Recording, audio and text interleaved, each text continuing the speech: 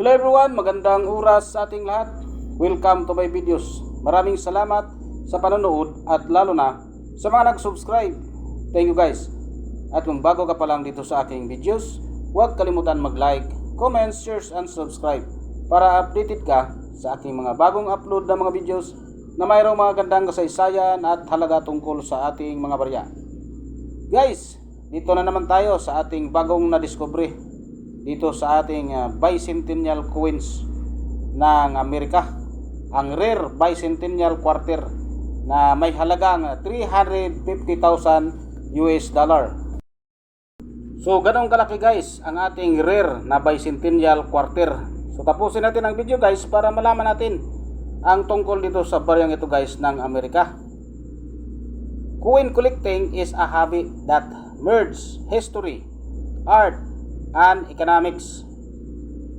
Among the fascinating pieces sought by the collectors, the bicentennial quarters stands out. Minted in 1976 to celebrate the 200th anniversary of American independence. These coins typically hold only their face value.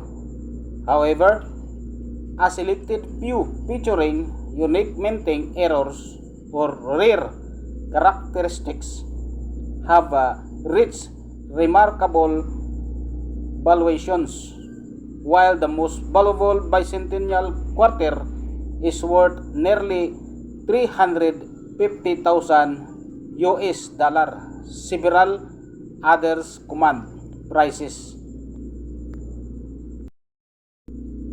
over 5,000 US dollar. Let's explore 6 rare bicentennial quarter and what makes them so valuable. Dito tayo guys sa kanyang double die overs. The double die overs bicentennial quarter is a highly coveted error coin among collectors. This error occurs when the die strikes the coin twice in slightly different positions, leading to noticeable doubling of key details such as the date and the phrase "In God We Trust." The distinctiveness of this error combined with its rarity makes it a prized collectibles in mint conditions. This coin can fetch over 5,000 US dollar, making them a must-have for serious collectors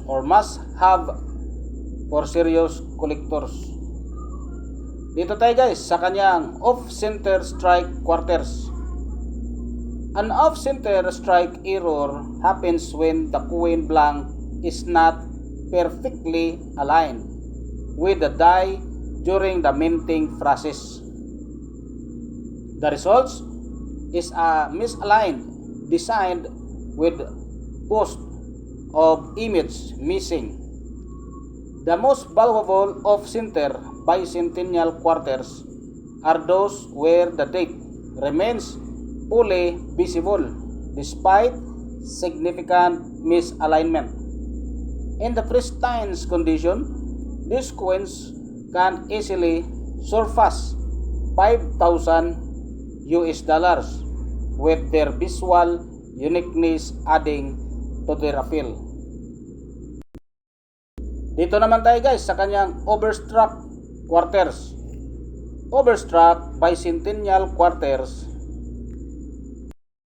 are among the rarest errors that occurs when a quarter is mistakenly struck over an already minted coin, leading to impressions from two distinct designs.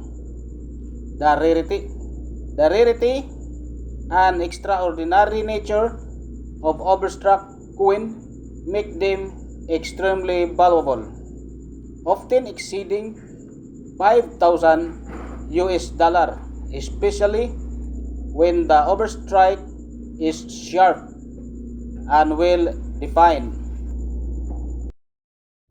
At dito naman sa silver bicentennial quarters, unlike the standard copper-nickel composition, a limited number of bicentennial quarters were struck in silver as part of collector's set. These coins are inherently more valuable due to their silver content. Coins in uncirculated condition, pristine condition, often command prices well above $5,000.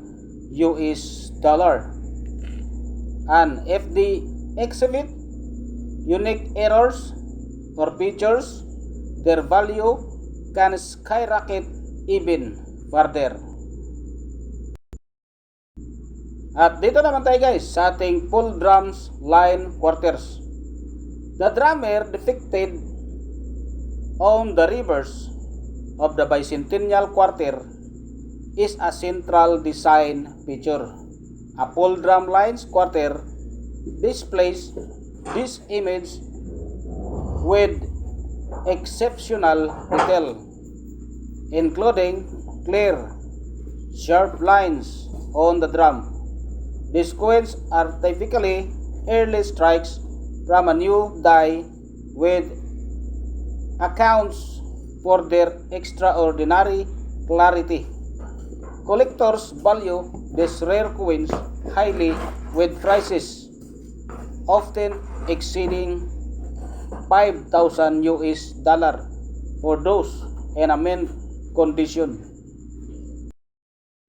At sa Rainbow Stone Quarters, Rainbow Toned Bicentennial Quarters are visually stunning coins that develop a multicolored patina over time due to the environmental factors. This unnatural toning creates an iridescence effect that enhances the coin's aesthetic appeal. White toning does not affect the coin's structural condition. Its visual uniqueness can significantly increase its value. A beautifully toned rainbow bicentennial quarter can fetch over $5,000, particularly when the toning is even and vibrant. Each of these rare bicentennial quarters represents a fascinating chapter in numismatics.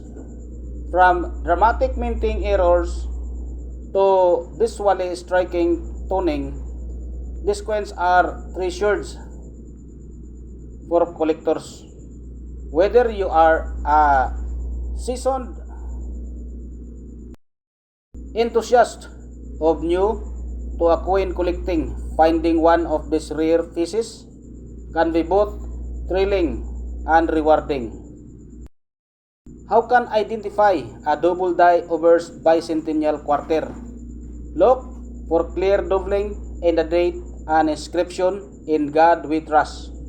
Using a magnifying glass can help spot the subtle details. Are silver bicentennial quarters rare? Yes, as they were part of limited collector's set, making them significantly rarer than the standard copper nickel version. What causes rainbow toning on coins? Rainbow toning results from coins exposure to certain environmental elements such as sulfur or oxygen, which interact with its metal composition.